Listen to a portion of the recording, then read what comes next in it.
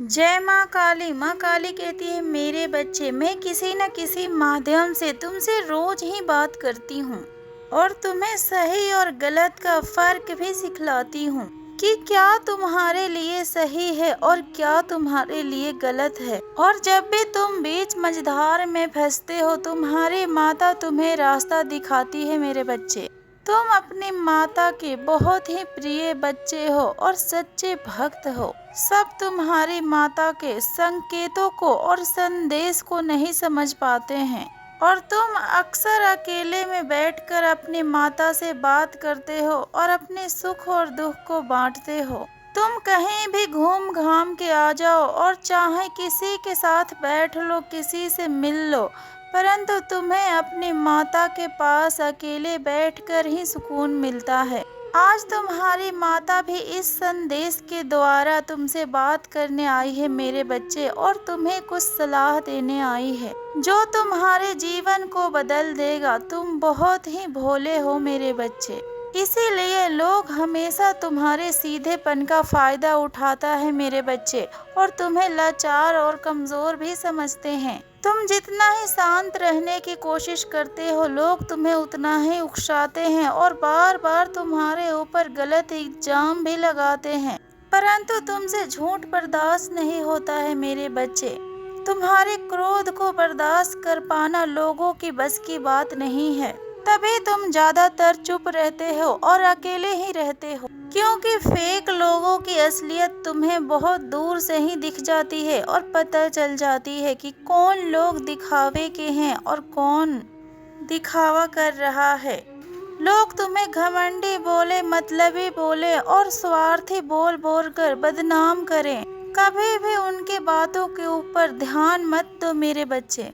तुमने कभी भी किसी के साथ बुरा नहीं किया है मेरे बच्चे, ये तुम्हारी माता जानती है। फिर तुम अपने आप को कभी दोष मत देना। जब इन लोगों को अपनी असलियत के बारे में पता चलेगी, तब इनके सर शर्म से झुक जाएगी और सभी की बोलती भी बंद हो जाएगी।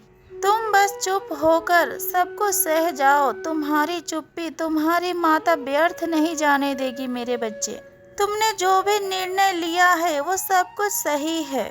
तुम बस अपने बातों के ऊपर टिके रहो और चार लोगों की बातें सुनकर कभी पीछे मत हटो। तुम कई बार अपने क्रोध में गलत काम कर जाते हो और गलत बोल भी जाते हो, परंतु शांत होने पर तुम अपने गलतियों को भी मानते हो।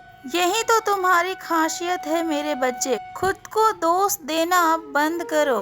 सब बोलते हैं कि तुम बुरे हो, इसीलिए हमेशा तुम्हारे साथ बुरा ही होता है और तुम्हें भी लगता है कि खुशियाँ तुम्हारे जीवन में टिकती ही नहीं है और हमेशा कोई न कोई परेशानी लगी रहती है। परंतु मेरे बच्चे, ये तुम्हारे पुराने जन्म के कर्म हैं जो अभी कट रहे हैं मेरे बच्चे। तुम्हारी आत्मा हर पाप और हर कर्म से मुक्त हो रही है मेरे बच्चे। तुम बुरे नहीं हो कभी भी।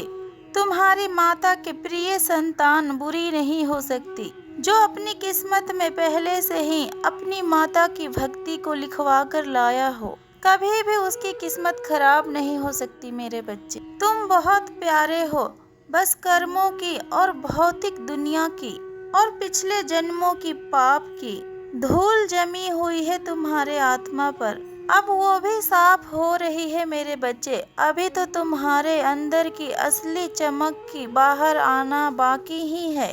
थोड़ा सा सब्र रखो, तुम्हारी किस्मत चमकेगी और तुम्हारी सफलता लोगों को आंखों में चुभेगी। तुम्हारे तरफ कोई आंख उठाकर भी नहीं देख पाएगा। तुम्हारे ऑरा इतना पावरफुल होगा मेरे बच्चे। सब कुछ तुम्हारे हिसाब से ही होगा और तुम्हारा मनचाहा होगा। तुमने जिस मजबूरियों में और जिस परेशानियों में अपना बचपन को गुजारा है, तुम मासूम बच्चों को उस तकलीफ से बचाओगे मेरे बच्चे। तुम्हारा अतीत अंधेरों से भरा हुआ है, परंतु तुम्हारा भविष्य सुनहरा है मेरे बच्चे। तुम अपने मन के रोशनी से और तुम अपने भक्ति भाव से दूसरे के जीवन का अंधेरा दूर करोगे, और ये सब चीज तुम अपने जीवन में कर पाओ, ये सब तुम्हारी माता की एक ट्रेनिंग समझकर स्वीकार कर लो। तुम्हारी माता तुम्हें कष्ट दे रही है तो एक दिन खुशी भी देगी और तुम किसी के जीवन के अंधेरों को खत्म कर पाओ। इसी चीज की ट्रेनिंग तुम्हारी माता तुम्हें दे रही है। तुम्हारी माता तुम्हें एक दिन खुशियाँ जरूर देगी। तुम्हारी खुशियों का कर्ज तुम्हारी माता नहीं रखेगी। इसी यकीन के साथ अपने जीवन के हर कठिन पड़ाव को पार कर लो मेरे बच्चे। तुम्हें हमेशा से बांध कर रखा गया और एक सीमा में रखा गया। हमेशा रोक टोक और ताने और अपशब्द और बीमारी, हर चीज की कमी तुमने अपने जीवन में देखी है। फिर भी तुम पॉजिटिव रहने की कोशिश करते हो। तुम अब हर बंधन को तोड़कर आजाद होना चाहते हो मेरे बच्चे, जीना चाहते हो। तुम भीड़ से अलग हो, तभी तुम्हें अकेला रहना भी अच्छा लगता है।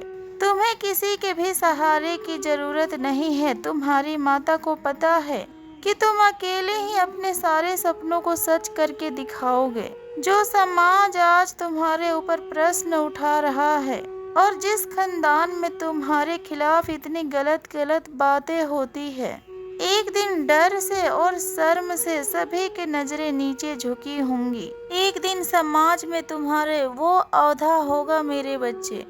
अब तुम्हारे लिए महायोग बन रहा है मेरे बच्चे। अब तुम्हारी किस्मत बदलेगी, चाहे तुम जीवन के किसी भी पड़ाव में फंसे हो। अब तुम्हारी हुई हर एक बाजी जीतने वाले हो और तुम्हारे अब बुरी समय खत्म होने वाली है। तुम अपने माइंड सेट को जितना ही स्ट्रॉन्ग करोगे और मेंटली जो भी एक्सरसाइज करोगे वो तुम्हें बहुत अधिक फायदा पहुंचाएगी।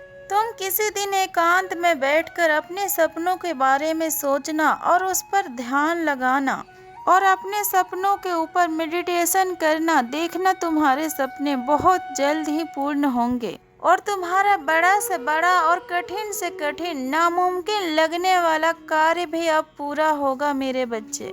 बस सोने से पहले खुले आसमान के नीचे बैठकर हर चक्रा के ऊपर मेडिटेशन करना और थोड़े देर शांत होकर अपने सपनों के बारे में भी सोचना।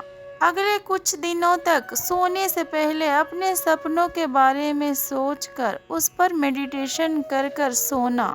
अपने मन में बिना किसी प्रश्न के और बिना किसी डाउट के बस ये सोचकर और अपने माता के ऊपर भरोसा रखकर कि तुम्हारी माता अब तुम्हारे हर सपने को पूरा करेगी।